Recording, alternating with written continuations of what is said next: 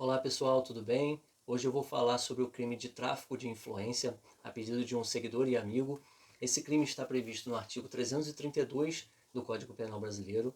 É um crime cometido por particular contra a administração pública, ou seja, não é um crime cometido por servidor público contra a administração pública.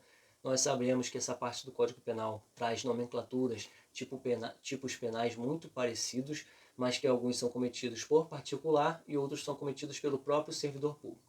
Bom, e no que consiste o crime de tráfico de influência?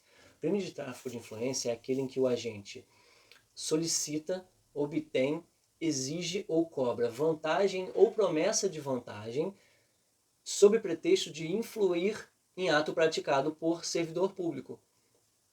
Ou seja, o indivíduo solicita de uma outra pessoa uma vantagem indevida. Devemos lembrar que a vantagem não necessariamente é uma vantagem pecuniária, tá? Pode ser qualquer vantagem, de um outro indivíduo para influenciar na decisão, no ato de um servidor público. Primeiro, esse indivíduo ele não pode ter o poder real de influência para que esse crime seja caracterizado. Segundo, se o agente alega ou insinua que a vantagem é destinada também ao servidor público, a pena é aumentada da metade.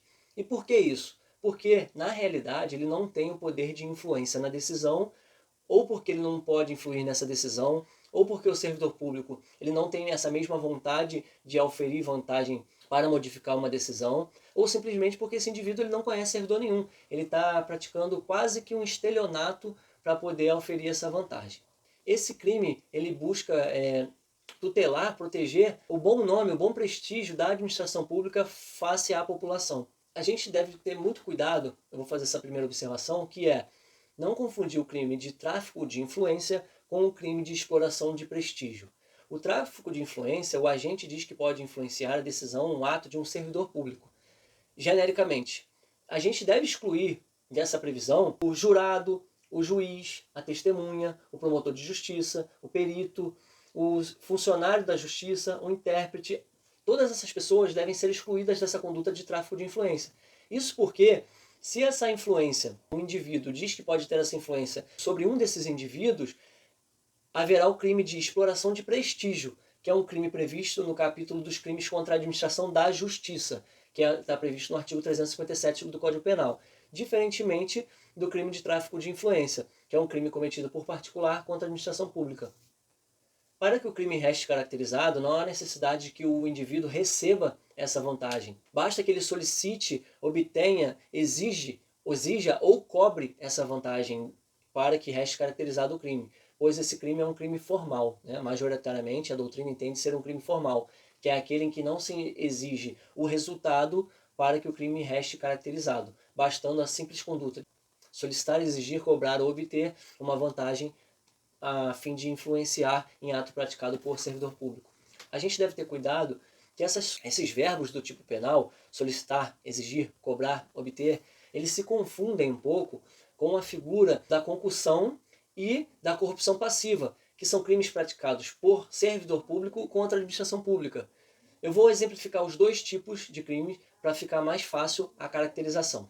Bom, o tráfico de influência, por exemplo, um indivíduo qualquer chega para você na fila de uma vistoria do Detran e diz: nossa, o seu pneu está careca, você não vai conseguir passar na vistoria com o pneu no estado que está. E diz: se você me der alguma vantagem, eu posso influenciar a decisão desse servidor público, o ato que ele vai praticar, qual seja ali a constatação de uma irregularidade, a reprovação das peças do carro num exame do Detran, né, num exame de vistoria do Detran, e ele vai e solicita, por exemplo, um dinheiro do indivíduo, ou qualquer outra vantagem. Como eu disse, não necessariamente há necessidade de ser uma vantagem financeira, econômica, né, dinheiro. Pode ser qualquer outra vantagem. Então, no tráfico de influência, sob pretexto de influir em ato praticado por servidor público, o indivíduo vai exigir, solicitar, cobrar, obter uma vantagem indevida de outro particular. Pretende-se tutelar, então, proteger a dignidade da administração pública, né? O seu bom nome, o prestígio. É isso que se pretende tutelar quando dá prescrição desse crime. Então, no crime de corrupção passiva, o agente público, e aí sim é um crime cometido por servidor público contra a administração pública, ele solicita ou recebe uma vantagem indevida de um particular. Nesse último caso da corrupção passiva, não necessariamente haverá influência do servidor público. Ainda que ele esteja recebendo essa vantagem indevida, não necessariamente ele vai ser influenciado pelo recebimento. O servidor público recebendo ou solicitando uma vantagem indevida já estará caracterizado o crime de corrupção passiva. É importante destacar que esse particular no crime de tráfico de influência, ele não tem o poder de modificar o ato, de influenciar o ato que o servidor público vai praticar. Se ele tiver esse poder realmente, o servidor público estiver agindo em conluio com ele, haverá a caracterização de outros crimes, não de tráfico de influência. Serão outras formas de corrupção. Ok? E aí, nesse caso, por exemplo, agirá o particular e o servidor público caracterizando uma corrupção passiva, uma concussão. A diferença para a corrupção passiva e a concussão é que na concussão exige-se a vantagem e na corrupção passiva solicita-se. Então são condutas que, em que pese serem parecidas, não são sinônimos, não são sinônimas. Tá? Então o vídeo de hoje foi esse, espero que todos tenham gostado. Comentem, curtam, compartilhem. Um abraço e até mais.